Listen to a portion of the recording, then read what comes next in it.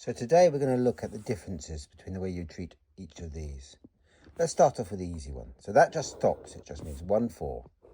And you just put it 1, 4 over 100. So as many noughts as you have decimal places. 2 decimal places, 2 zeros. Cancel, 7 over 20, 7 over 50. Job done. This one would be 14 and then over as many 9s as you've got numbers. So that's just 99. Nothing will go into them. You just leave it like that. How do I know nothing will go into them? 14 is not a very nice number. 2 times 7. And 7 doesn't go into 9. So there we are. This one is the one we haven't really done properly. You would write that as 10 O plus 4 over 90. Now do what? What's happened? The 10 is following those rules. The 4, which recurs, just to remind you what that means, that's going like that, follows these rules, but you have to put the 0 in to get the decimal point. So you always have the same number of zeros as there, and the same number of 9s as you've got numbers there. And now what do? Well, the easiest way in the world to do it is to put this all over 90. And to put this all over 90, you keep the 4, and you simply times this one by 9. And effectively, that's almost always what you do.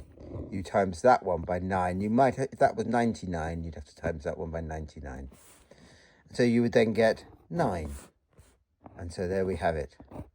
13, how very unpromising, over 90. Job done. It's quite easy, but the numbers can get difficult. If, for instance, I have 1, 2, 3, and the 3 recurs. That would be 1, 2, so 12 over 100, plus 3 over 900. Now we've got a problem about what we do. Do we cancel? I think I probably would. Anyway, I should do, because you ought to see it. That would go into that once. It goes into that 300 times. Now I would be timesing that one by 3. So that would be 36 plus 1 over 300. So you times it by whatever's there. You just times it by that number. Okay? And there we would have 37 over 30. 37 over 30. 37 over 300, sorry. I missed out the extra 0. And there it is. Done.